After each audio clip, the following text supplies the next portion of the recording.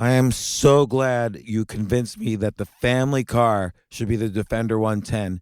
It is so beautiful inside, it's so comfortable, and it just feels indestructible. Yes, it really is. I've been waiting a long time for the new model to come out. The Defender 110, I'm telling you, it's my favorite car of all times. It's my third one.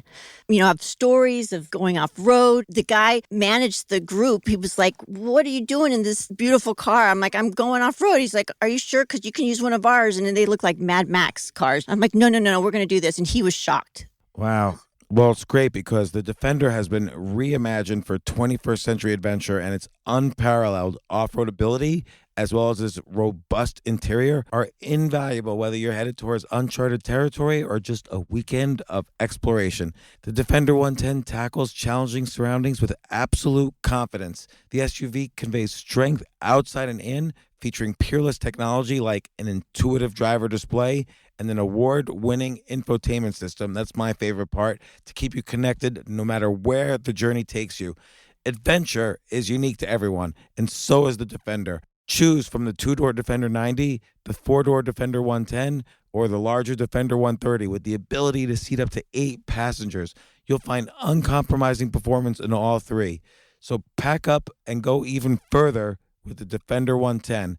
Learn more at LandRoverUSA.com/Defender. These days, we're all investors, trying to be smart with our money despite our worst impulses. But at iShares, we believe that deep down inside of every investor is a better investor. One that's just waiting to be let out. Explore iShares ETFs and insights and let your best investor out. Visit iShares.com for more information.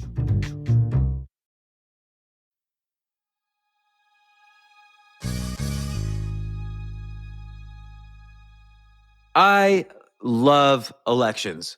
Not so much the issues, because everybody argues and you lose friends but I love the game of elections. And in fact, I've been following elections since I was 12 years old, and I'm obsessed with them. And in fact, I also gamble on elections.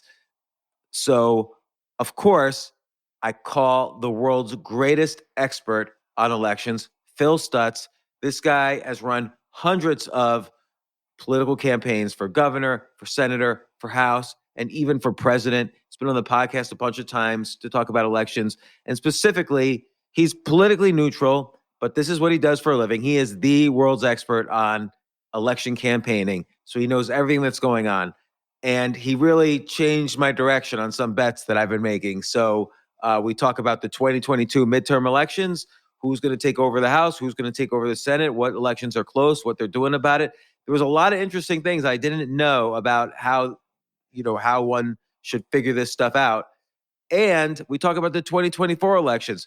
Who's going to run? What's the dynamic about, will Joe Biden run? Will Donald Trump run? Will Ron DeSantis run? Will Gavin Newsom run? He gives the whole laydown. So without further ado, Phil Stutts. This isn't your average business podcast, and he's not your average host. This is the James Altucher Show. Hey, first off, I love New York City. I want New York City to succeed. My kids go to school there. They work there. You were at the fundraiser I did for Eric Adams. I love the new mayor. He's a good friend of mine. And I know we've talked many times after my article, and I know he's doing his best. But my main point, which nobody addressed when they all kind of vandalized my space and all sorts of other stuff, was that it's not going to be tomorrow that you see this, but 2 years from now, 3 years from now, when the office buildings are still going to be, everybody loves remote work. This is now borne out by surveys and the evidence and the reality. So New York City office buildings have 40% occupancy rate. They're already cutting their leases. They're not going to re-sign their leases, particularly at the same prices, because this 40%, maybe it gets up to 50%, but probably not. And this was my whole point. And everyone says, oh, screw Midtown. Well, New York City costs $100 billion a year to even open the doors on January 1st. And if Midtown, which is the main office center of New York City, is gone or 40% occupied, you're not going to generate $100 billion in city tax revenues. And this is not just New York City. Every city is facing this. And people are saying, oh, let's convert it to residential for the homeless. You can't do that. Goldman No, of Sachs course is not. paying, whatever, thousands of dollars a square foot. New York City's going to be able to do that. They can't even afford their current services right now. I mean, I'm living this. We have an empty office in Washington, D.C. that has sat empty since March of 2020, and we pay 5 figures a month for it. And unless I want to file bankruptcy, I have to pay that every single month. And the lease ends in June 2023. Like you said, 3 years later, right? Yeah. And we're going to pay it off at the end of this year and have it off the books. And we're not getting any more office space. We're done. Screw all that. Right. And, unlike most people who write articles or who wrote articles criticizing mine, I do my research. So I spoke to real estate developers who own office buildings in Midtown. And it's interesting. There's two types who do it. There's older families who bought these properties in the 1940s for cheap, and they paid it off, and they could withstand a storm. But a lot of newer names can't withstand a storm, and there's going to be a lot of big bankruptcies, which is not good for any city. Not only that, you have, this eviction moratorium doesn't exist anymore. For a long time, people couldn't be evicted from their apartments. But now the eviction courts are overwhelmed. And by the way, the judges never came back to work. So one of the reasons rental prices for even residential are high is because people who probably should be evicted or would have been evicted, and look, I care for those people and I'm sympathetic to them, but there's a lot of mom and pop landlords going bankrupt right now because they cannot evict. The eviction courts are not working. And so rental prices have to go up. It's not because, oh my gosh, everyone wants to live in these cities, so rental prices are going up. It's because there's 800,000 people who should have been evicted in New York City. Many of them are still in their apartments, so supply is way down, and the landlords are going to go out of business, and it's really sad. All these things on both sides. I know. And the good thing is we have such a strong economy, we'll withstand it. Well, okay, the economy wasn't bad. Inflation is not a bad thing necessarily for the economy, but now the Federal Reserve has been talking down the markets for so long that, first off, when mortgage rates are double, who's going to buy your house right now at twice the mortgage rate per month? No, not at a 7%, right? I mean, I got my mortgage rate right now is at 2.125 because I locked in, at the beginning of the pandemic. Yeah, right. And if someone bought your house right now, they would pay 3 times as much per month as you're paying. Per month. Who would buy your house for 3 times the monthly rent, essentially? Nobody, or very few. You'd have to be, a different level of wealth. So it removes many people who could be buyers of your house. So they're going to crush housing. People don't understand. It's not inflation or lower inflation. It's inflation or deflation. So when inflation goes down, that means there's deflation happening. And if there's too much deflation, you get into a deflationary spiral. So if someone looks at your house and says, well, I'm not going to pay, I'm making up numbers. I'm not going to pay $500,000. I'll wait 2 months from now. It'll be $400,000. And then when it's $400,000 2 months from now, I'm not paying that. I'm going to wait 2 months. It'll be $350,000. So people stop paying. People stop spending money. And then more layoffs have to happen. Then people start spending less money. It gets into what's called a deflationary spiral. The Federal Reserve is risking that. We're on the precipice of risking that. And I'm an optimist. And this is the one thing I'm worried about right now, in addition to all the other things to worry about. But which segues to the great Phil Stutts talking about elections. Phil, you are. Hi. Oh, are we live? Yeah, we're live. We've been live. We're always alive. So, Phil, I was introducing the concept of you to someone the other day, and I was saying, I know that's interesting. I know this guy who, has helped run very significant elections all the way up to a presidential election. And this guy responded, well, is he a Democrat and a Republican? And I, of course, say, well, he'll do both. He's a mercenary. No, he does elections. Like I've introduced you to Eric, for instance, who's a liberal Democrat. You were happy to talk to him, and I know you've done significant numbers of Republican campaigns, but I don't know, where your lines are. But this person was interested in election history, and I said, he should talk to you. But I'm interested in election futures. So you are. I want to bet on the election using predicted.org. So first off, where are we at on the elections? 22. Last time I spoke to you, by the way, You said Yeah. Republicans, easy sweep in House and Yeah. Senate, but this was Yeah. before the Yeah. Roe versus Wade decision, which Yeah. has Yeah. dissuaded That was some in voters. we had dinner in June. Yeah, around then, and then like a month later was the Roe versus Wade leak. Yeah. And since then, some people who were on the fence that were going to vote Republican are now going to vote Democrat. I stand by what I told you in June, that the Republicans will take the House and the Senate. Okay. I still believe this. So I want to dive down on that, but just so you know, on predicted.org, the bet of who will control the Senate after 2022 is 59 cents Democrat, 44 cents Republican. So in other words, bettors, people who are gambling on this, are significantly saying by almost, is that 2-1? That's almost 2-1 that the Democrats are going to take the Senate. So this is a good bet I think it's a good bet. vote Let me- against that. I might as well start out with dessert. Is that okay? Yeah. All right, let's start with dessert. Here's why I believe it. If I'm looking at data, I look at a lot of data. And by the way, if you want to segue at the end of this and look at for business owners to talk about what's going on in the economy, we're just looking through a ton of data in the last 24 hours, and I can give you some updates on that too. But on the elections, this is biased polling. I'm about to tell you, this is like the public polling that is aggregated right now. Some of this polling is polling registered voters. Well, in off-year midterm elections, the registered voter doesn't vote as much as the motivated primary voter, right? So I'm just looking at the worst case scenario in some of this. But if I was to look at that, let me just tell you what we're looking at on a national perspective, okay? Joe Biden has a 39.7% approval rate, a disapproval rate of 55.2%. How the American voter, this is both people that will not vote and vote, but what's important is the people that vote are super motivated to make change, okay? Right now, 59% of Americans disapprove of Biden's handling of the economy. 53% disapprove of his handling of foreign policy. 58.4% disapprove on his immigration policies. 64.7% of Americans disapprove of his inflationary policies. And 57.3% of Americans disapprove of him on crime. I just want to make it clear, and I'm sorry to interrupt. A lot of these that they're disapproving of him on are not necessarily his fault. So economy is something that moves and shifts over years.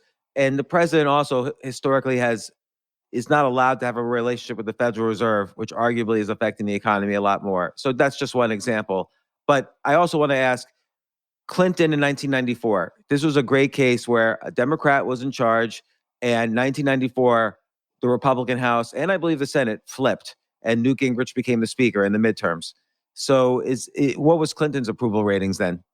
They weren't very good because he had passed the tax hike, if you remember. Yeah. But same thing happened in 2006 with Bush.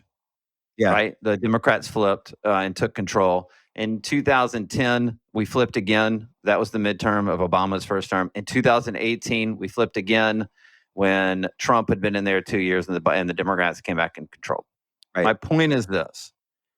The midterms, Biden's not on the ballot. I understand that. But you're voting either for something or against something, especially in a midterm election. And the fact is that all the momentum, the deep-seated momentum, is against the Democrats right now. It doesn't mean they can't pick off some of these races. I'm not saying that. I'm just saying I have not seen this much. And then there's this other factor, and I want to be really clear. And I'm going to give you an example of what I mean by this. There's a pretty good pollster named Robert Trafalgar. Have you followed him at all? No, but maybe you've even told me about him before. I'm just writing these things down as you talk. Yeah, he predicted Trump would win in 2016. He's a pollster. Okay. And he predicted pretty much Trump would eke out or barely, basically he predicted a tie, but Trump would probably win in 2020. So he got pretty close because everybody else was not predicting that. He is the one that identified that in 2016, there was a shy Trump voter, a voter that, supported him, but maybe wasn't all that vocal about it and then showed up to everybody said Hillary was going to win. So there was a segment of voters that came out and voted for Trump that didn't show up in polling or in research on stuff. And then in 2020, he coined the phrase the hidden Trump voter, right? People didn't want to be canceled. So, there was just this hidden vote. And again, it showed up on the presidential campaign in 2020. He is calling it this time the submerged Trump voter. And what he means by that is not about Trump, but about Republican voters. That for the first time, Republican voters are actually like pulling their bumper stickers off their cars. They're not talking to their friends about politics anymore. If a pollster calls or they're being, surveyed, they won't take the survey. And he believes it's a significant amount of the voters that aren't showing up at all. And here's how I would tell you, look at it. I just told you Biden's disapproval rate on crime is 57.3%. But when Trafalgar asked a question recently, he said, did you feel safer than you did 2 years ago?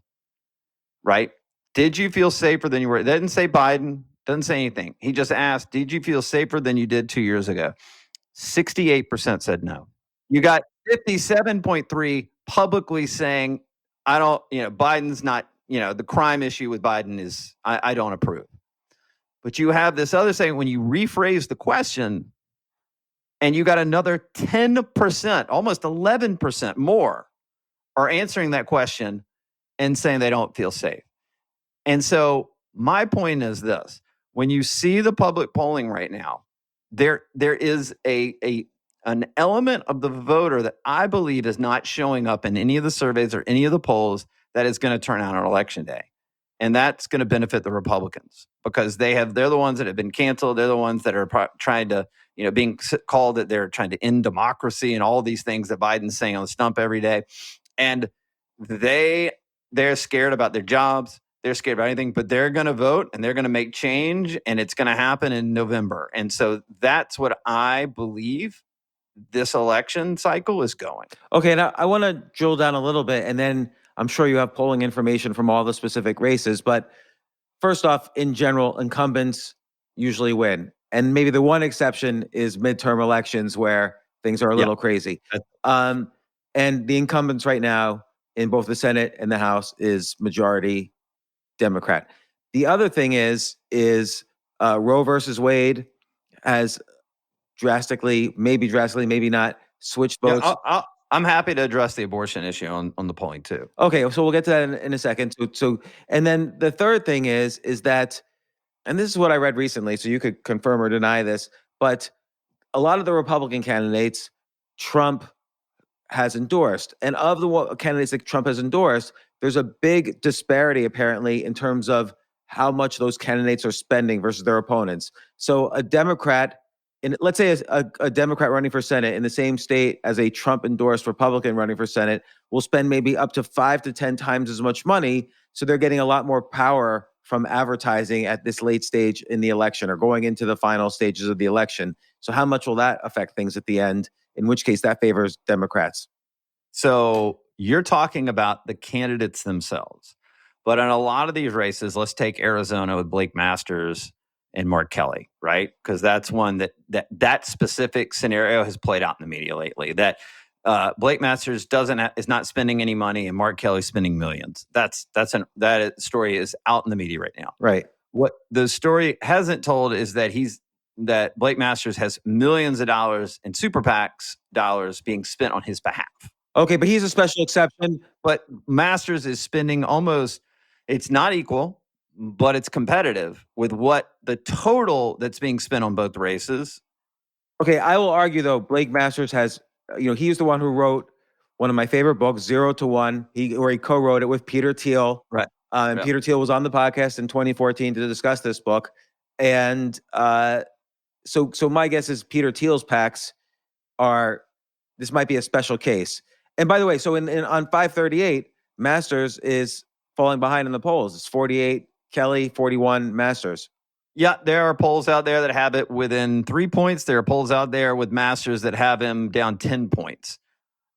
All of this stuff is all over the map because it is so absolutely inaccurate in a way.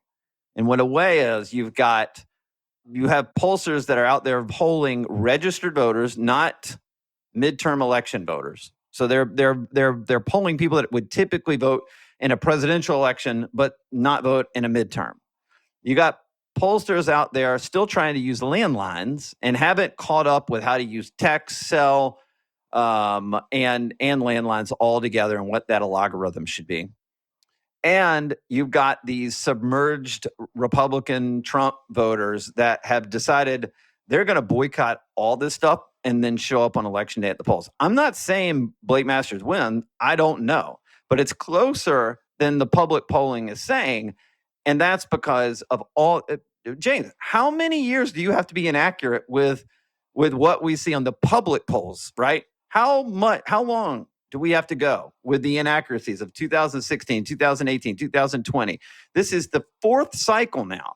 And everybody still thinks that when they see an NBC News poll or some, Emerson College poll, that, that's fact. Well, it's not fact. And I'm not arguing Republican, Democrat. I'm saying their methodologies are off.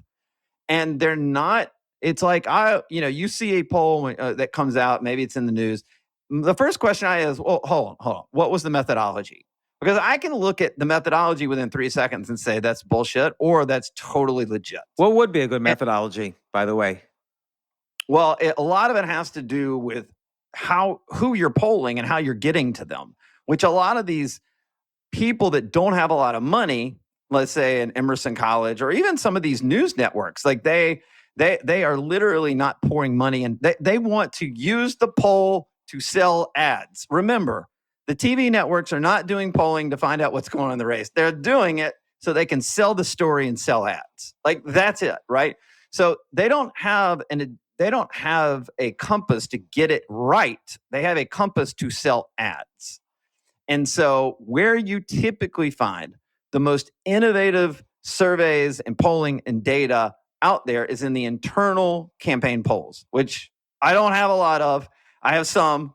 And I'm telling you just how to look at this leading into the election, because ultimately, everything in the survey world has completely changed in the last 8 years. And there are still pollsters out there that will not adapt and innovate.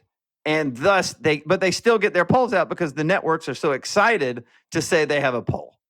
So, okay, polling aside though, my initial point was that Republican candidates haven't been as aggressive about raising money, in part because Trump's influence in the Republican Party remains so strong that they could afford to raise less money. But is it getting to an extreme? Like Arizona is one example, but Blake Masters is either a billionaire or affiliated with enough billionaires, he's going to do fine. But like in Pennsylvania, you have Mastriano. That's the governor's race. Yeah. So I think, and look, I'm just reading off of an article here, so I don't even know who this person is. Yeah. He's got challenges. Yeah. He's raised $3 million. His opponent, Right. Shapiro, has raised $25 million. Yeah. Yes. There are exceptions, and I will grant you that. Here's what I'd say is going to be really interesting to watch. Okay. The U.S. Senate race in Pennsylvania, you've got Fetterman versus Dr. Oz. Right. That's the one I would watch. Fetterman was up 10 points about a month ago. Now, most polls that I see that I trust have Fetterman either even or up 2. So there is this wave of momentum, right? The Fetterman, if people don't know, he had a stroke early in the summer. Now he's back. He was off the campaign trail for like 2 months. Now he's coming back. Every speech he's giving, he's having some kind of gaffe. It's obvious he probably shouldn't be on the campaign trail right now. And that is starting to resonate with voters. The question is, let's say Dr. Oz, right? I'm going to predict he's going to win the race. And can I ask you, it's because, so right now in the latest poll, it shows he's 4 points behind, Fetterman. But your point has always been. Hold on. What? Here we go. What poll? Right. So poll Fox News. So I don't even know what poll that is. So what was their methodology? All right, let's see. At the end, they usually say it was conducted September 22 to 22nd, surveyed 1,008 registered voters. Ding, ding, ding, ding, ding. You see? Yeah. So okay, what? Registered voters aren't voting in this election. It's highly motivated registered voters. And if you're just surveying people that are just registered, by the way, 50% of registered voters don't vote. Did you know that? Period. I In did know that. presidential Yes. The other 50%, about half of them vote in the midterms, and about half of them don't. So 25% on average, like in a very macro sense, vote. So how would you? Except that they're doing the polling on all these registered voters. Right. So how would you? But wouldn't that 25% still be representative of the overall registered voter? Wouldn't the motivated ones be representative of all of the voters, or no? No, I mean, there is the ability to go out and survey just the motivated voters, Democrats and Republicans and independents. But why would the motivated voters have a different opinion as a group than the unmotivated voters? Well, because they're going to vote, James. The other ones aren't voting. What is it? Why do you even care what the people that aren't? See, like my thing is this: like if a candidate comes to me and says, "Hey, I'm going to walk," here's a great example or a metaphor of what I'm talking about. If a candidate comes to me and he says, "I'm going to walk this neighborhood and knock on doors and talk to the voters," my question is, well, whose doors are you going to knock on? If the candidate says, "Well, I'm going to go knock on everybody's door," and then I look at a voter roll and I say, half the neighborhood is registered to vote, half is not registered to vote. Of the half of that is registered to vote, only 10% will be turning out to vote on election day for your election because you can predict this. And so my point is, would you send that candidate to every door, all the registered doors, or just the people you already know are going to vote on election day? And that's the same thing I'm telling you here. But I'm asking you about what you're saying. So what's the difference? If you took a poll of only the motivated voters, the ones who are going to come out to vote, why would they be different? Like, in what ways? Like, would they lean more Republican? Would they lean more Democrat? They would lean more. In 2018, they leaned more Democrat. Mm-hmm. Oh, because you're saying the motivated voters, they're motivated by change. And so the ones who are more likely to vote are the ones who are more likely to not vote for the incumbent necessarily. That's right. And why do you think that? Have you seen what's going on in the world right now in our country? I do. And you're saying also this has happened in every single midterm election. Yeah. Is that the one?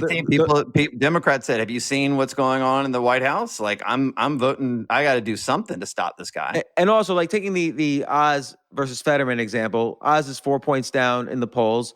And I actually think it's closer than that. Yeah, no, I agree. So you're critiquing the methodology of the poll, but also it's Robert Trafalgar's point that there might be shadow voters who are not responding to these polls because they don't want to, they don't want to say what they're doing. Correct. And those, you're saying, because there's a certain shame factor, I think, in many communities about, whether you like Trump or whether you like Biden, whatever, you're saying that these shadow voters in this case are more likely to be Trump supporters. Not Trump. Well, not necessarily Trump supporters, but for taking away the Democrats' absolute power that they have. They have control of the Senate, control of the House, control of the White House, right? So that in itself, when I say Trump voter, just think of it like it could be any kind of a Republican right now because they believe they're being canceled. That they're being told that they're fascists. That Biden's out giving speeches saying that democracy is under threat. That half the country is a threat to democracy, which is. Look. And so obviously he's doing that as a strategy. That's not true. But let's say he's doing that as a strategy. I'm just assuming everything is a strategy. He's trying to motivate his base, but that in a midterm, he's desperate to motivate his base. Desperate. The problem is they're complacent. They have all the power. Right. So you're saying this strategy that he's doing is not going to motivate voters to come out the way it did in 2020. Well, in 2020, actually, if you think about it, the Republicans gained 13 seats in the House. That they were supposed to lose 20, 25 seats in the House. They won 13 seats in the House.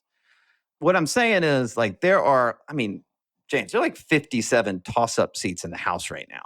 Most of them are being held by Democrats. So if they're toss-ups and a change election, and the incumbent is in power, it's I mean, you're going to see change. Now, how big will that be? I think that's the question. I don't think the question is, will Republicans will absolutely take the House. I agree the Senate is up in the air because here's what people don't know, right? 33 Senate races are up. But because Republicans won control of Congress in 2016, that was 6 years ago.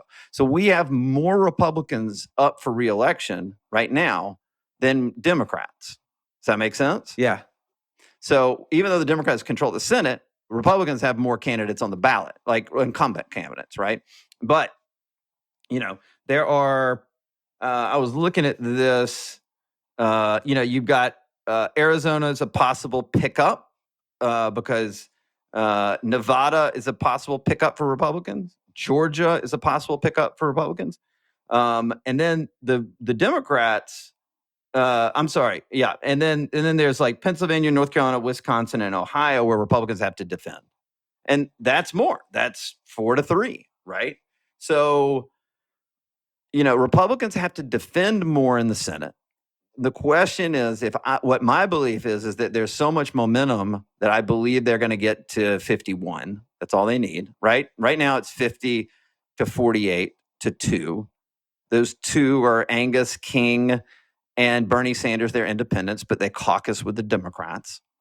And so the Republicans really, they've got to hold the defense, which in Pennsylvania, I believe they can. In North Carolina, they will. In Wisconsin, they will.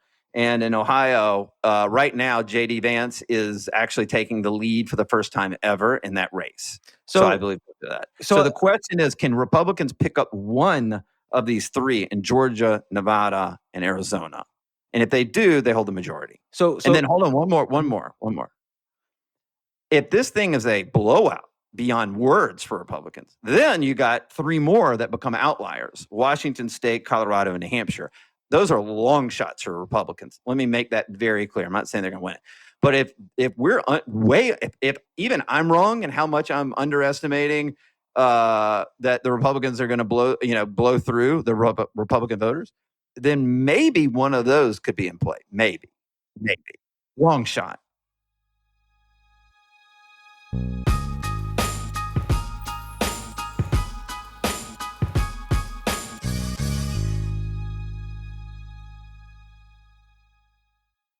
You know what I love about fantasy sports is that even though I'm not going to be a great basketball player or a baseball player or a football player or whatever, I feel like I get to participate and make decisions and use my knowledge of these different leagues or these different sports to compete. So it's like I can pick my team or I can pick my favorite players and I could use my knowledge to make predictions and maybe even make money. So with the basketball season here, you can now pick combo projections across football and basketball from the Specials League on Prize Picks. This is a league created specifically for combo projections that include two or more players from different sports or leagues. Want to play alongside some of Prize Picks' favorite players like rapper Meek Mill and comedian Andrew Schultz, who's also been a guest on this podcast, and I've been a guest on his? You can now find community plays under the promos tab of the app to view entries for some of the biggest names in the Prize Picks community each week. Look, Prize Picks even offers a reboot policy so that your entries stay in play even if one of your players gets injured. For football and basketball games, if you have a player who exits the game in the first half and does not return in the second, that player is rebooted. Prize Picks is the only daily fantasy sports platform with an injury insurance policy. What? So, I love playing it. I love anywhere where I can use analytical ability with my interests to demonstrate some skill and maybe make some money. And I like the game-like aspect. I do wish they had chess as a category on prizepicks.com, but I'll settle for what they've got. Maybe I should make my own fantasy chess league. But in any case, I love Prize Picks. Go to prizepicks.com/James. Use code James for a first deposit match up to $100. That's the easiest $100 you're ever going to make. So that's prizepicks.com/James and use code James. Daily fantasy sports made easy.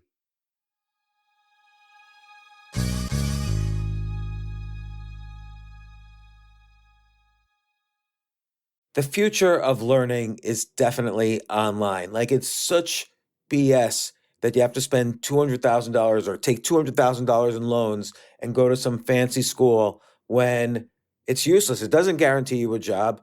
Most employers, including me, do not care about degrees or grades or anything like that. We want to care that you love what you're doing, that you know what you're doing, in some cases that you have experience or that you're willing to learn. But people in general love learning and are curious. Like, the key to success is curiosity.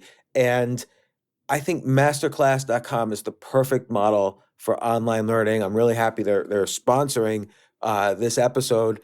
If you're going to give a gift, give the gift of learning. Masterclass makes a meaningful gift this season for you and anyone on your list, because both of you can learn from the best to become your best, from leadership to effective communication to cooking.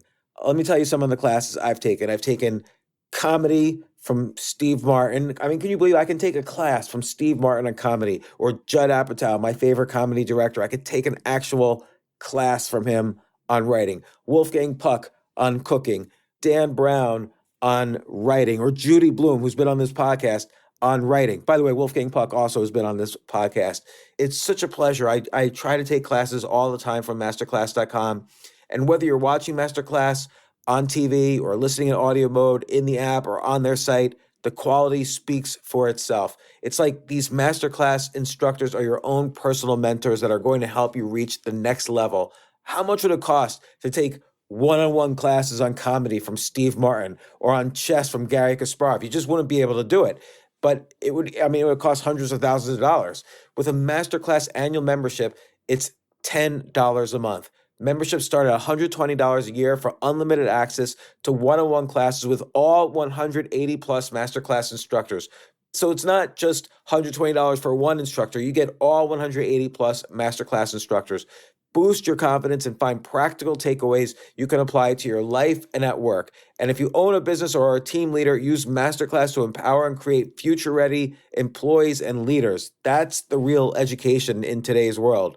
So this holiday season, you can give one annual membership and get one free at masterclass.com/JAS. JAS, of course, stands for the James Altucher Show. So right now you can get two memberships for the price of one at masterclass.com/JAS. Masterclass.com/JAS. Offer terms apply.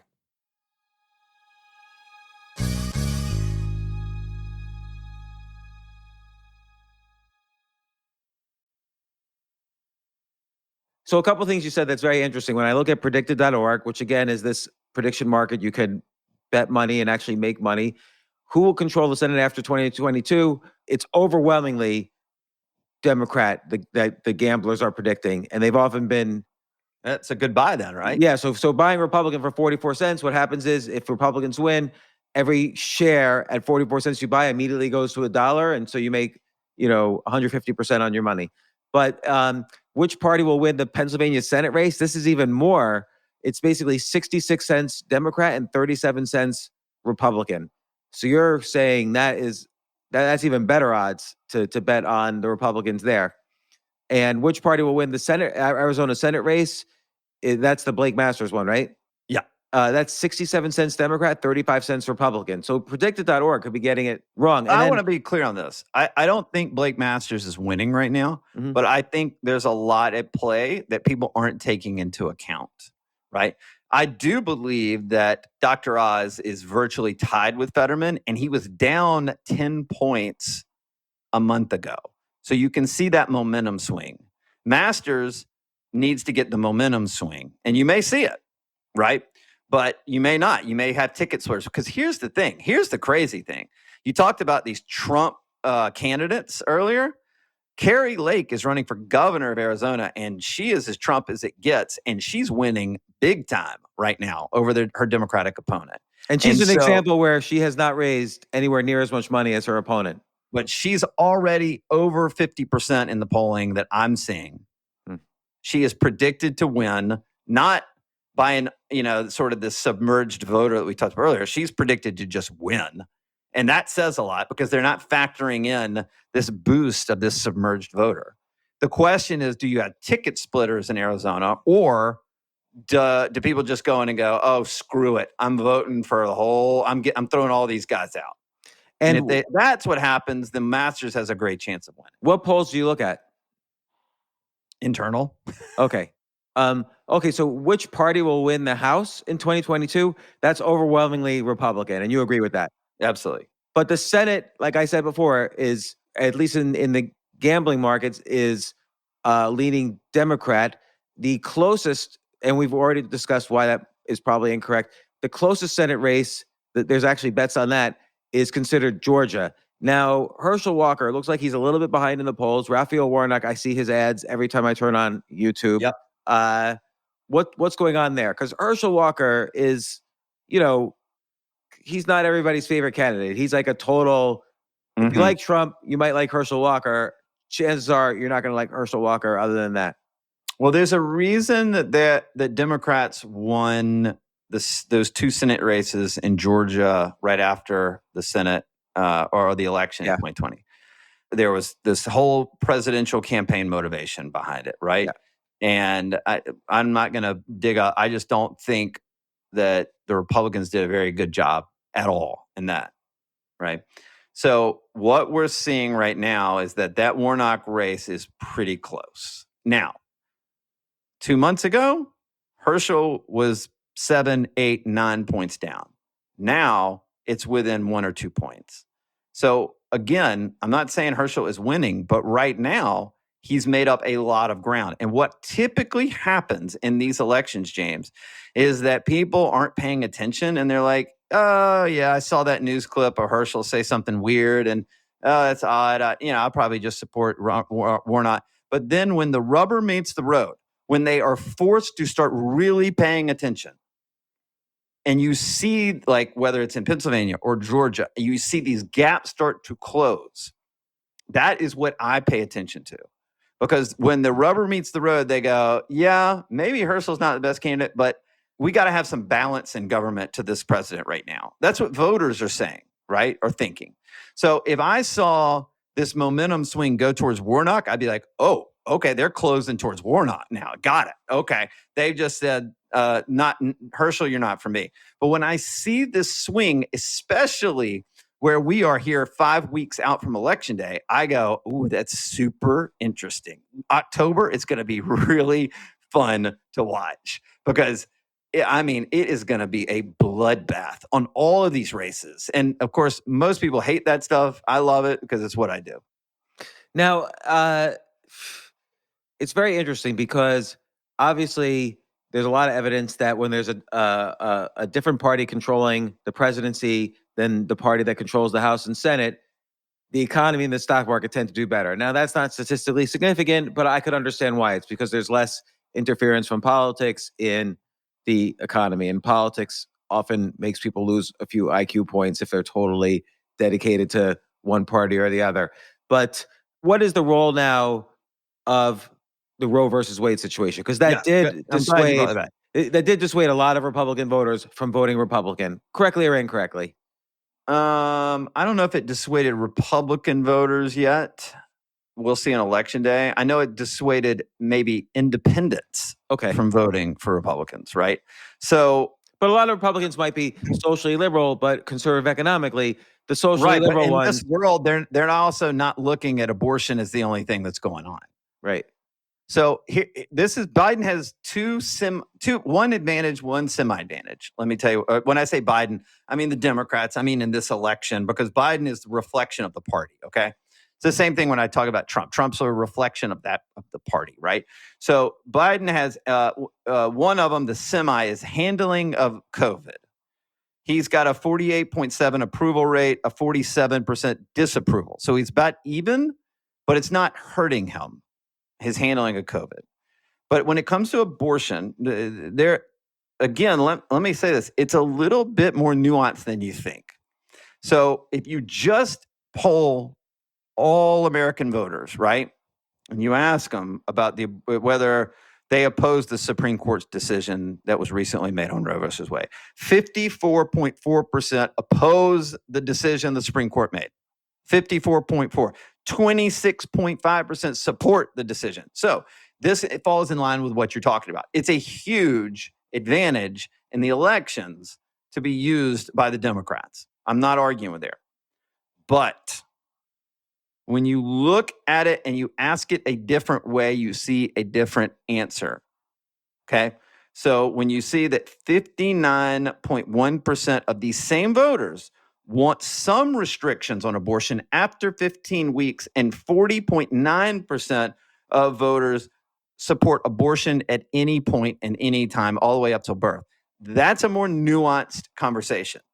And so the Democrats are out there screaming Roe versus Wade. The Republicans are screaming, pro-life 15 weeks, or they're even bypassing that. They're just saying the Democrats are for abortion on demand all the way up till birth, right? Because why are they doing that? Because they know 59.1% of voters oppose that. So it's a different way of looking at it, and the frame of that is different. But does Biden have an advantage? Has it helped him? Absolutely, yes. Please understand this. I am not saying it doesn't help. I'm just saying, and I know a lot of people listening are going to get caught up in the policy. I'm not playing the policy game here. I'm telling you how it'll play in the elections. I'm telling you what it looks like from how are you marketing these candidates, and then who can ultimately win. And so that's where I'm coming from. I just want to be really clear, because you know what's going to happen. People are going to say, oh my God, Phillip Stutts thinks that, abortion's horrible, like whatever it is, right? They'll bend it to whatever they want. I am a mercenary political operative that's thinking about how it plays in the elections. That's all I'm thinking. I'm agnostic to the issue as we talk about it. Right. And by the way, I believe that's incredibly important to do what you do. Like, it sounds mercenary, but your job is to advise and consult about elections. You understand the game of electioneering better than anyone else I've ever spoken to. And that's why I love having you on, is because if you were biased one way or the other, even if I agreed with your bias, it's not going to be helpful to understanding these elections. A couple other things. In the data that I work with, right? You know this. I've been on many times to talk about this, but I have a partnership with the largest data collection, analytics, and AI company in America. And in my database, I have 230 million American consumers, 550 million connected devices. We're tracking 10 billion purchasing decisions every day and 1 trillion searches every day. Okay. And we just did an analysis on the economy with the American consumer. 76.8% of American consumers right now are identifying as struggling to pay for necessities, or just getting by paying for necessities and not having much more left. And 76.8% of Americans. There is a 23% that's doing great. They're fine. The inflation hadn't hurt them at all. But when you have 76 and they might not vote. When you have 76.8% of Americans that are struggling to pay for necessities, they are looking for answers.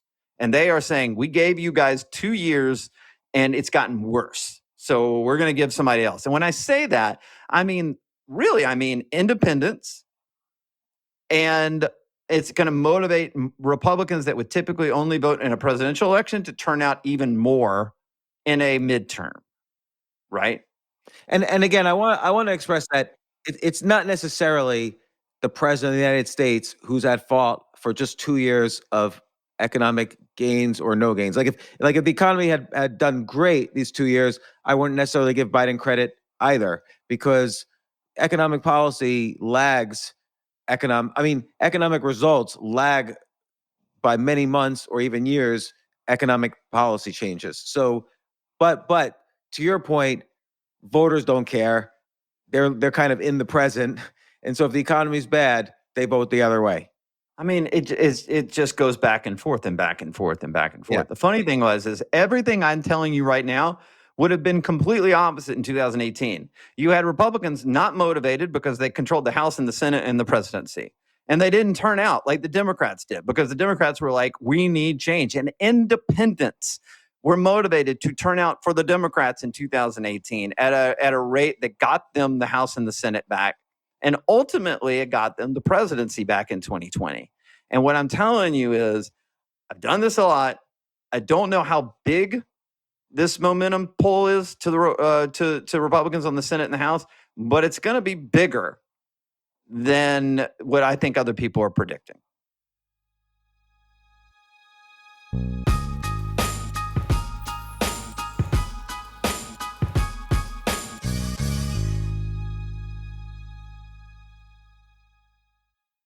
Oh my gosh, I love these clothes. Mizzen and Main. That's Mizzen and Main. It really is the most comfortable work clothes. Travel clothes. I had to travel this whole week. I'm traveling for a week and a half, and I just took Mizzen and Main clothes with me. Close out 2023 in style with comfortable, breathable, packable, and machine washable pieces from Mizzen and Main. As you wrap up your year-end goals, enjoy a Mizzen and Main dress shirt that you can wear confidently. I like that they've very, very just nice, solid colors. I don't really like to get all fancy in patterns and everything, although they do have some pattern shirts, but very comfortable clothes, stretchable pants. It's just super comfortable, but they look professional and you can wear them casually or professionally. I like some of their flannel shirts or untuck shirts. I love untuck. I never tuck in. So again, whether you're shopping for a special someone or giving yourself the gift you really want, I just buy myself gifts. Mizzen and Main is the perfect gift for any guy who works, travels, and or cares about looking and feeling great. As you could tell by my many photos across the internet, I care about looking fantastic. I'm practically a model. And let's be honest, every guy loves to look great. So again, shop now at mizzenandmain.com and save 20% when you spend $130 or more using promo code James. That's promo code James at Mizzen and Main, Mizzen and Main.com.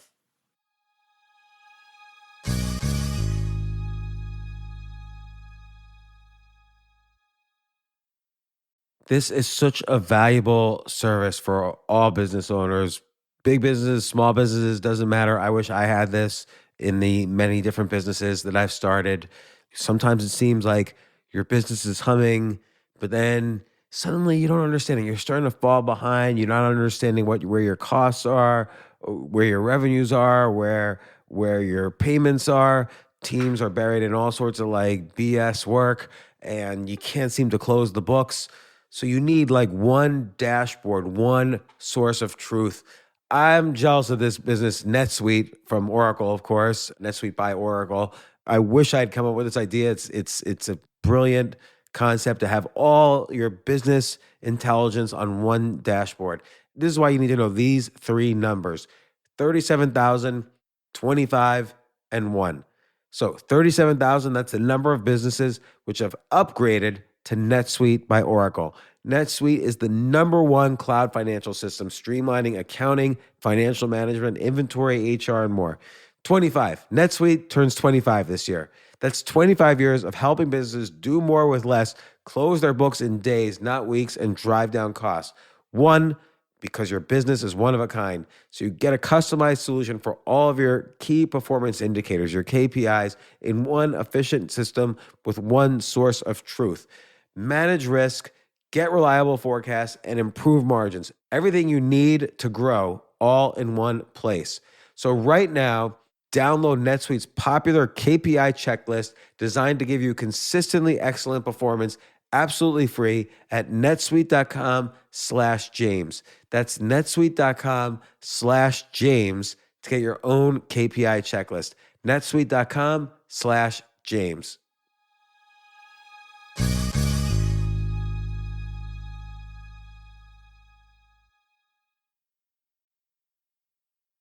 So let's move on to the 2024 presidential elections, which are going to be very exciting, we know, right from the beginning, because I would say both parties are up in the air.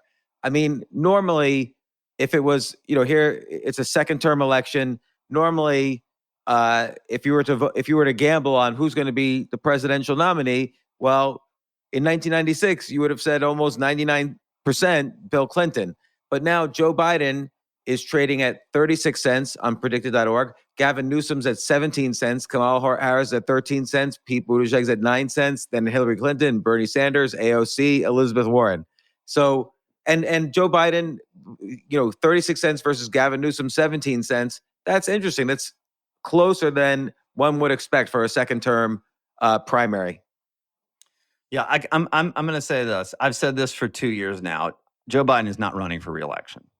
Okay, so that would be a great bet to short. And I believe Gavin Newsom would crush Kamala Harris. But I'm going to throw something out that we may be replaying in a year or two, or maybe 2 years because of the primaries. I also could see a scenario where Kamala and Gavin beat the crap out of each other in a primary, and Pete Buttigieg comes up the middle. By the way, I was on your podcast, and I predicted that Pete Buttigieg would win the Iowa primary 2 months before the Iowa primary with this exact same strategy, that everybody would beat the crap out of each other and Pete Buttigieg would come up the middle. I predicted it on your podcast 2 months or 6 weeks before the Iowa caucus, and it's exactly what happened. And so you could see that scenario again. I'll add that you also, on the ground in Iowa, you thought Mayor Pete had put together the strongest organization, which people don't realize how important that is for a caucus. In Iowa, yeah. So, but here though, I doubt Gavin Newsom or Joe Biden will make the same mistake by not having a strong organization in Iowa. Well, no one's going to run against Biden if he runs. There won't be a primary. Oh, you don't think Gavin Newsom would run even if Biden runs? Nope. Why is that? Well, he said it last week. Okay, fair enough.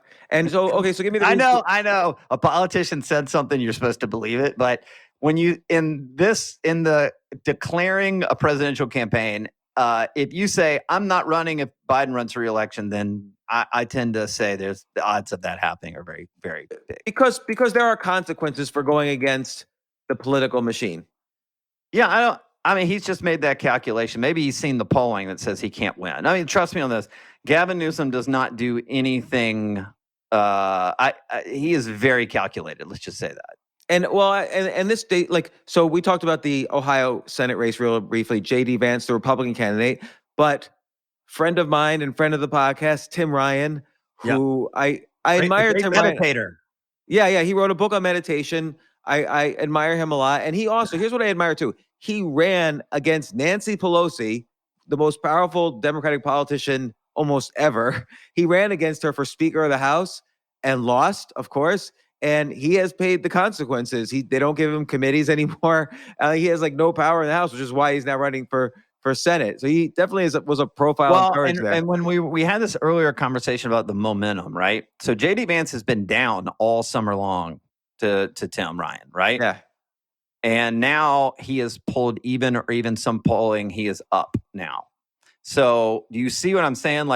Things are kind of coming home. Things are kind of showing up we still have 5 weeks to go. Everything I said today there could be some kind of a nuclear bomb goes off and the apple cart gets turned over and American voters say, you know what? A nuclear bomb went off. We need to keep stability in the government. We're going to vote for everybody, all the incumbents. These things can happen. I'm not saying that. Right. What I'm saying is all things being equal, things staying relatively the same as they are right now, you can watch this momentum. And when you see it, that means the voters are finally paying attention and finally making their decision.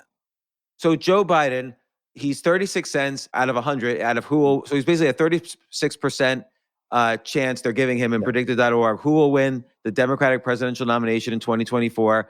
And pretty much the only reason he's only 36 cents and not 99 cents is because a lot of people probably think he's just not going to run. Like you said, none of these other people are going to even run if Joe Biden is running. So what are the reasons? There's some obvious ones, like he's old, he might get an ill health. But what are some other reasons why he might not run for president?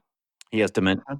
Okay, but I'm willing to believe he's down that road like many older people, but he doesn't have 100. It's not like you look at him and say he can't remember who his kids are. He can't remember how to go to the bathroom. Like if he has dementia, he's in clearly early stages and not middle or late stages. Like he has mild dementia, worst case. So I don't believe the dementia thing as much as a lot of people, but okay, that's one reason. What's another reason? His policies have been failures. But then you could argue that about any of the Democrats. But what actually? And this I never know. What are his policies? Well, I mean, he stopped the Keystone Pipeline. He stopped all of these things where we would have our own domestic energy production. He stopped all that. He's pulling all of the oil out of our energy reserves. Right there's an oil crisis. He took us to war with Russia. And remember, I told you this a second ago. Or he took us to war to support the Ukraine and Russia. Sorry, I'm going to get yelled at for that. But 53% of all voters disapprove of his foreign policy. Right. Look at what's going on the border, open borders. When I say 58.4% disapprove of his immigration policies, that's interesting, right? I agree. Maybe his, inflation is due to a lot of different things. There were money pumped into the market while President Trump was president. I get that. But when you look at just the perception of it, 64.7% disapprove of of him on inflation, on the issue of inflation, and 59% disapprove of his position on the economy. And then look at the crime stuff going on around the country. Again, is that his fault? I don't know, but he's the president.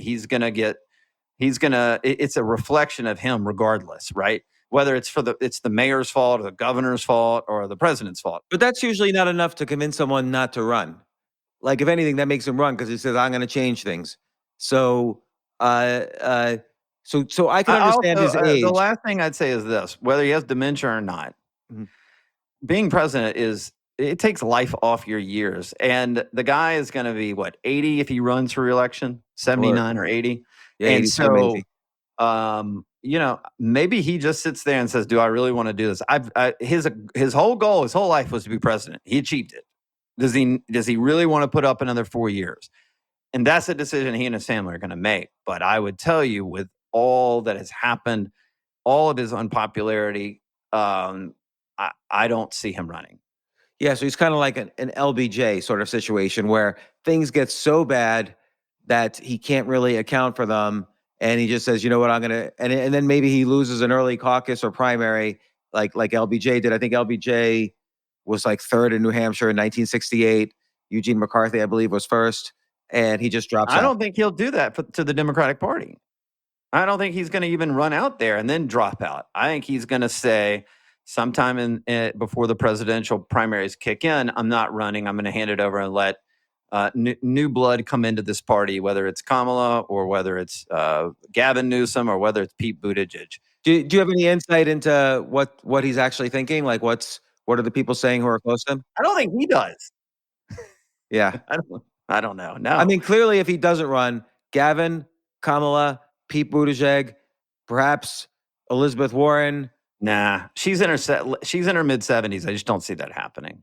Bernie Sanders seems too old as well. What about AOC, who's going to be precisely 35 when the new president takes office? Well, that'd be interesting. I just don't see that. But again, I'm not saying I'm right. I just don't see it. What about anybody who perhaps is up and coming? Either they win an election this year or they won one, like Eric Adams in New York or Stacey Abrams. If she's not winning in Georgia, okay. That's absolutely off the table. She's not winning. She's getting destroyed right now.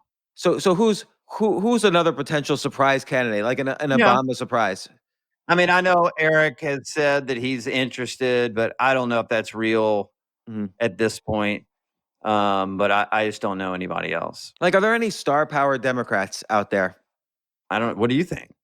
I mean, I don't know. I guess the governor who is most well known is probably Gavin Newsom. And the thing is, okay, I like a lot of Democrat governors. I like a lot of Republican governors. It just depends. Gavin Newsom, though, is a train wreck. Like, anybody can just look at California. How is he going to get any votes? Or is it going to be like, an anybody but situation? So let's vote for Gavin Newsom.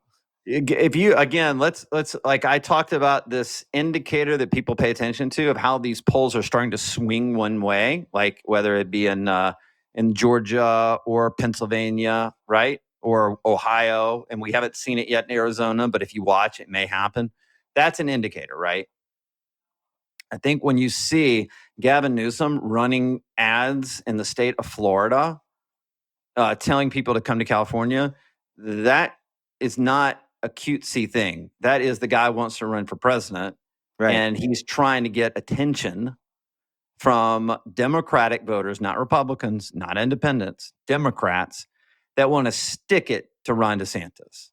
And they say, man, that guy's standing up for us. The only reason that Gavin Newsom is picking a fight with the state of Florida and Ron DeSantis, right, Governor Ron DeSantis right now, is because he wants to run for president. So when you see politicians do these things, there is an ulterior motive behind it. That's where I see that. And I guess the point is that, again, I mean, I this is no offense to anybody from California, but California has real problems. Like they're running a huge deficit. The crime is off the charts. People are leaving. There's a big exodus from California. I wish California was better. I would love to move to California if California was better. I love California, but Gavin Newsom doesn't seem to be the best governor California's ever had. I would argue on both sides of the aisle there have been better governors of California, including. Yeah, he's got an ad out right now that says they're running a surplus. I think he's saying that he's created more jobs than Ron DeSantis has in Florida. Like, he is running on he cherry picked his record just like all politicians do. Sure. And he's saying, I'm the great savior. And that's his message. I mean, so is Gavin Newsom, though, the best choice if Biden doesn't run? Like, because again, I'm going down the list. Kamala after him, Pete Buttigieg, Hillary Clinton, Bernie Sanders, AOC, Elizabeth Warren, Stacey Abrams, Amy Klobuchar, J.B. Pritzker, Sherrod Brown. No. They don't even have people like Eric Adams on the list. But who? I mean, what about if Raphael Warnock wins in Georgia? Because considering how nationwide this race is, could he be a potential? I mean, you could say he slayed the dragon twice, beaten Republicans in the state of Georgia twice, 2020 and 2022, right? Maybe. But Warnock's got one big issue. He has a domestic abuse charge against him. I see. By his ex-wife. What about Tim Ryan in Ohio? He already ran. He finished like 800th. Yeah. Oh, that's right. I totally forgot. So Gavin Newsom, I mean, I guess I would probably short Kamala Harris because I can't imagine her winning. Again, she's like Tim Ryan. She came in like 13th in the race in 2020 in the primaries. So Gavin Newsom probably is the choice, but the only reason you can't. Yeah, I would. If you're going to go gamble on it, I'd put it on Gavin. But the only thing is for the nomination. Joe Biden, who's trading at 36 cents, that's probably a very reasonable like this is probably a fairly valued thing right now. 36 cents for Joe Biden to be the nominee, 17 cents for Gavin Newsom. These are probably fair picks. Mm-hmm. If Joe Biden wasn't in there and Gavin Newsom was at 40 cents and Kamala Harris was at 38 cents, maybe I would bet on Gavin Newsom. But it seems like this is a fair market right now. Mm-hmm. What about the Republican nomination? Let me just tell you the statistics. It's almost neck and neck for who will be the Republican nominee. Yeah, I think it's much more is a little ahead. It's much more murkier because you've got potentially Trump, DeSantis, Tim Scott, Nikki Haley, Rick Scott, Josh Hawley, Mike Pompeo, Ted Cruz, Glenn Youngkin, who's the governor of Virginia, Mike Pence, Kristi Noem, governor of South Dakota. You've even heard John Sununu, governor of New Hampshire, in there. Oh my God, that he will never win. So, but my point is this: you got about 20 people that run. So it's just it would be too complicated, and really nothing really matters until Trump makes the decision. So DeSantis, Trump, 36 cents versus 30 cents. Nobody else is higher than 4 cents. So what's going on with DeSantis and Trump? In what way? In the Republican presidential nominee. Like, I think a lot of people view DeSantis as a lot of favorable conservative policies that Republicans like, but without the baggage of Trump and the personality of Trump. So I think that's why DeSantis is at 36 cents and Trump is at 30 cents. But DeSantis will run if Trump runs, I believe. So how would you figure out the right odds there? I don't know, man. And I'm not saying that because I'm trying to avoid the question. It is such an unknown. The question is, does Trump run? All the indications are he's going to run. I always say, he's what, 76, 77 years old. It's 2 years away. It is, he's got all of these people coming after him, whether it's in New York or wherever.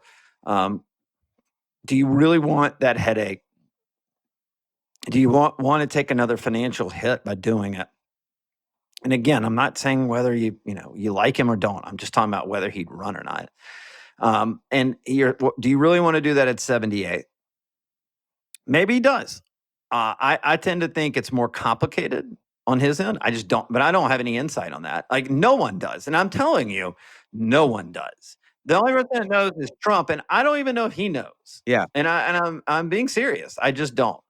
I have no idea. DeSantis appears to be like he's going to run. He's making all these all the things you see. It would appear that's what he's going to do. But that's not clear either, because if Trump runs, maybe he decides to keep his powder dry for 4 more years. So I don't know. That's the honest answer. I do know that if Trump decides not to run, or if he does run, there's going to be a lot of candidates regardless. And what happens is the same thing that happened in 2016. There were like 20 candidates. And I was on, let me get to this. I got this horribly wrong.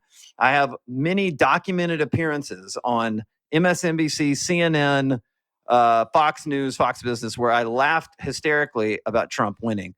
But what I didn't realize at the time, because I didn't think he could win, but what I didn't realize at the time is there were so many candidates that Trump really only needed about 22% in some of these elections, 25%. Yeah. He split the vote. All these people split the vote. And Trump had such a powerful base that it got him the nomination. And the question is if you have another 10, 20 people run again, which you may, and Trump jumps in, it's going to be it would be simple for him because he's got his base and the other people don't. But that election in 2016, look, you had candidates like Jeb Bush, Ted Cruz, all of these people, Marco Rubio, all of these people have been talked about as possible presidential candidates in 2016 for a very long time. But right now, even though those names are still there, you really only hear people talking about Trump versus DeSantis. Like those are the two main guys. Yeah, I don't think it's a you're not a fragmented race. Republican primary voter, James. That's why I'd push back. Yeah, so you think a Republican primary voter will sit there at home and think, should I go Ted Cruz this time or should I go Donald Trump? No, I think what I mean by that is I think the Republican candidate of Nikki Haley or Rick Scott or Mike Pompeo thinks they can win over the Republican voter, and thus they will run. I see. And so, but I am willing to believe, though, that let's say it's DeSantis versus Trump. Who do you think out of those two will carry the day? I don't know. I mean, when I'm I know pretty it's a long strong. time away, so I'm it's hard to pretty predict. strong in my opinions, and when I'm completely have no idea, I'm just going to tell you I have no. I mean, that is so. There's so many different factors. I mean, it's impossible, and the reason I say that is it'd be impossible to say if Biden went up against Gavin Newsom, I'd say I don't know, because Biden could have a heart attack or Trump could have a stroke, and then everything changes. So me trying to predict what's going to happen is totally wrong. Now, I could say, that in an open primary of Kamala and Newsom and Buttigieg, hey, I could see Newsom beating Kamala, or I could see Buttigieg coming up in the middle because Kamala and Newsom beat the crap out of each other. But when you're talking about incumbents, and there's a possibility of 2 incumbents being on the ballot, right? Trump being an incumbent, Biden being an incumbent, then it's impossible to predict that. Plus, both of them are in their late 70s. So that is just impossible on both sides if they were both to run to try to predict at this moment. I'm sure that's terrible podcast, but that's just no. But let's say health wasn't an issue for either. DeSantis versus Trump. Who do you think? I don't know. Will DeSantis I don't know, I mean, because DeSantis I haven't looked. You know what? I typically look at all the data and then I formulate an opinion, and I have looked at none of that because frankly, James, all I'm looking at right now is 2022. And that's not like a double speak. It's because I'm in the weeds of so much data, both on the corporate side with our corporate clients and on the political side with our political candidates, that the presidential campaign it's all speculative right now. It's useless to me. But it's so much fun to speculate. Well, here's the thing we should speculate. What happens on the independent side? All right. So you got Lynch. 3 candidates stick out to me. Liz Cheney, who would be pulling from Democrats. Yeah. You potentially have Tucker Carlson, who could be pulling from Republicans. I didn't even know this was an issue. Tucker Carlson is thinking of running as an independent. And then you've got this guy named James Altucher. That's a big one. He's on the ballot already. You know that, right? I did register with FEC.gov, but I'm not sure I I kept know. up with my In filing. fact, I was just kind of looking before the show. I went on ballotopia.com Huh? and it was like declared candidates for president 2024. And I'm like, hold on. I got to check to see if James is on there. Oh, yeah, you made it. You're on there. I did? Wow. Yeah. All right, I'm going to have to check that out. Yep. And so, no, I don't. Tucker Carlson has, I think he's having fun with the flirtation of it. And even, I don't even know if it'd be Republican or independent, but I think, he spoke in Iowa recently and, he has a unbelievable platform, right? Just like Liz Cheney has an unbelievable platform on the January 6th committee. So do they jump in as independents? That would be the speculation. And there's also Andrew Yang. Isn't he running as an independent? Look, I hate to say this, James. When you run 18 times and lose 18 straight races like Andrew Yang has, I think at a certain point you stop. Yeah. Right. Well, I think he was pretty shocked that he lost for mayor of New York. But it reminds me of Richard Nixon in 1962, where he lost for he lost for president in 1960 against JFK, just barely. But then he lost for governor in 1962 of California. Yeah. And that was a pretty significant race. He lost it to Pat Brown, who was Jerry Brown's father. But then 1968, comeback time, he won for president, perhaps because the Democrats were so divided between the Eugene McCarthy side, the Hubert Humphrey / LBJ side, and then the tragedy of RFK in the middle. Yeah. So Richard Nixon did make the comeback. But whatever happened to Dan Crenshaw? I thought he had, some charisma on the Republican side, but he's kind of disappeared from the media. He's taken a pretty big hit with Republican primary voters. Really? Yeah. What's going on? I don't know exactly, other than there is this internal war on sort of the World Economic Forum and within the Republican Party right now, and seeing again, I'm speculating on this, but I feel like Crenshaw has sort of embraced a more pro-war Ukraine. I just know that he's turned off a lot of Republican primary voters. Because he was kind of like the AOC of the Republicans. Like he was sort of for a while. Out there. Like he did that one ad that I thought was, regardless of party, I thought that one ad where he's like parachutes down and picks up his squad of candidates, I thought was pretty neat ad. Yeah. But okay, one statistic that you did mention that is not related to the election as much, but just related to people's pocketbooks, 76% are really concerned about paying for necessities. I kind of think, and I'm curious if you have any thoughts on this, but I kind of think the Fed has gone overboard on terms of talking down the economy, and that we're actually about to hit a deflationary spiral. As inflation comes down, again, when inflation comes down, it's another word for saying there's deflation, and deflation is much worse than inflation.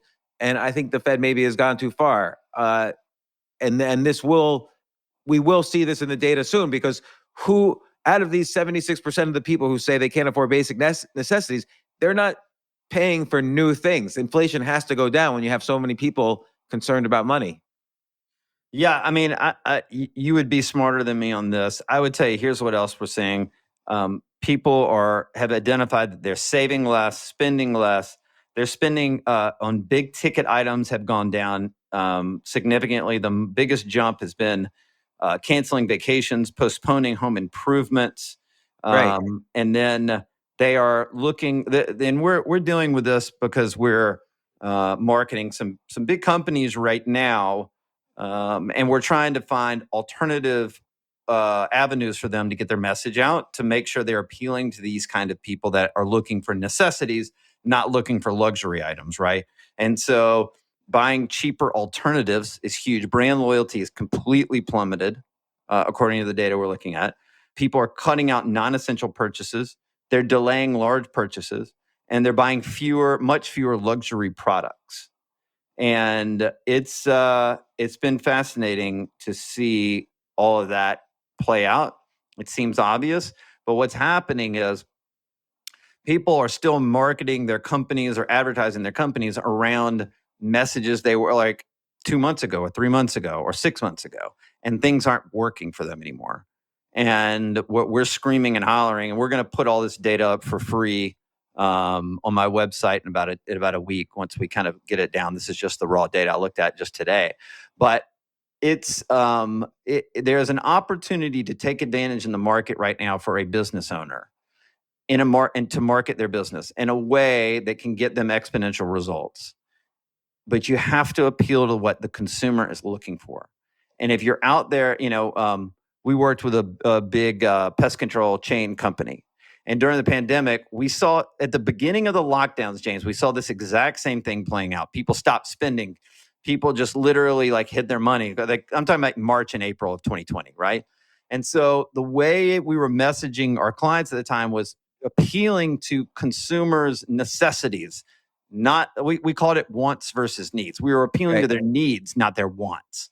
And so this pest control company, it was like, hey, the last thing you need right now is to cut your pest control company. You don't need rodents and bugs in your house. COVID's going around. We were messaging everybody in a way that appealed to that consumer that goes, yeah, that's a necessity. That's not a luxury. And so, because that's the question that consumers are having right now in their head.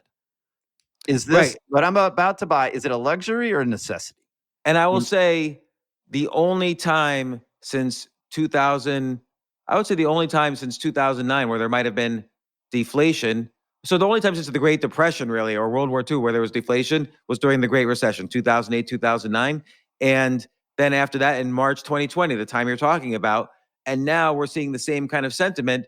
I think we're in a deflationary period very quickly because this is the fastest they've ever raised interest rates, as far as I know, in the past 100 years. So I think we're in a much worse situation if there's a deflationary spiral than, 9% inflation, which seems to have been the peak in June anyway. So people are in trouble, and I don't think the Fed realizes that. Yeah, it's scary. And the people that go, you know what, I'm just going to curl up in my office and hope it goes away and that we survive. I hate to say this, they're the ones that they're going to go away really fast. The businesses, you have to embrace whatever change, and it's not easy and it's hard. But for business owners out there, we're looking at too much data right now. You got to adapt in this moment, and you got to double down in this moment. And that's what we're really pushing out there right now, is to help them understand that. Well, Phil Stutts, election expert extraordinaire, and hopefully my muse in terms of making significant amounts of money on predicted.org.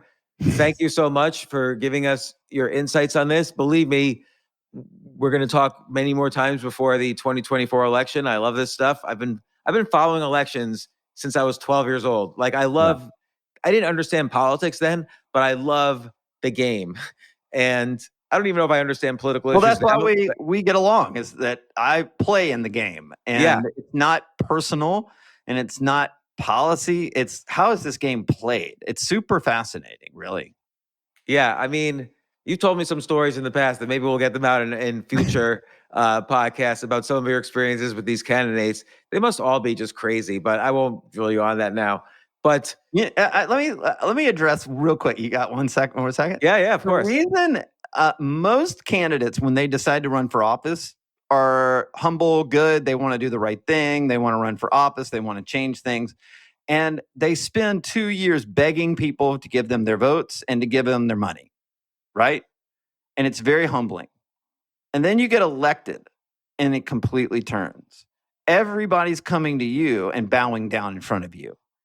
And I would love to see some kind of psychological study on it, because what happens is eventually that politician goes, I'm wonderful. Everybody loves me, and that's where it turns. And so I like working with these candidates when they're running for office, because that's where you see the purity in this. It's typically when they've won and they've been there for a long time that they change. Not all of them, but a lot of them do. Yeah. So I know it's look, I've always debated it myself because I've been so fascinated by it, but I think there's better ways to serve society, honestly, than being a congressman. You're running for president right now. I am running for president. Yeah, I gotta take that seriously. So maybe that'll be the next podcast. We need to get you a shave and a haircut, and then we'll put you on the trail. My wife insists I keep the beard, but I don't know of many candidates that, other than Abraham Lincoln, that have a beard. I don't know. The U.S. doesn't like beards. Cruz I don't think. Oh Cruz yeah, but Ted Cruz is very unlikable. So, Well, I mean, whether I like him or not, it seems to me I always hear that phrase used about him. But yeah, I need a shave. I need a haircut. Well, you know what? No, screw that. Like, I'm not going to cater to the public. I'm just going to be me. So what am I saying? I don't want to change. That's the whole point, is that I don't want to change and I want to be There you myself go. and run. So, well, Phil, that's great. Thank you so much. And I can't wait for the next time. And meanwhile, I'm anxiously going to make my bets today. Awesome.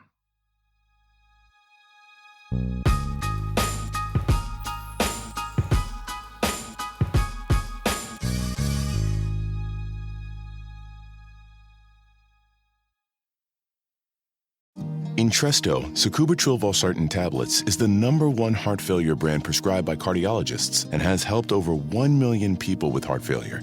It's a prescription medicine that treats adults with long-lasting chronic heart failure and works better when the heart cannot pump a normal amount of blood to the body. Don't take Entresto if pregnant. It can cause harm or death to an unborn baby. Don't take Entresto with an ACE inhibitor or aliskiren, or if you've had angioedema with an ACE or ARB. Don't take with aliskiren or within 36 hours of taking an ACE inhibitor. The most serious side effects are angioedema, low blood pressure, kidney problems, or high blood potassium. Angioedema is swelling of your face, lips, tongue, and throat that may cause death. If it causes difficulty breathing, get emergency help. Ask your doctor about Entresto. To learn more, visit support.entresto.com or call 833-446-6699. For pricing, visit Entresto.com/cost. If you can't afford your medication, Novartis may be able to help. Luxury is meant to be livable. Discover the new leather collection at Ashley with premium quality leather sofas, recliners, and more, all built to last. No matter how many spills, scuffs, or pet-related mishaps come its way, the leather collection at Ashley is made with the durability you need for the whole family. Shop the new leather collection at Ashley and find chairs starting at $499.99 and sofas at $599.99. Ashley, for the love of home.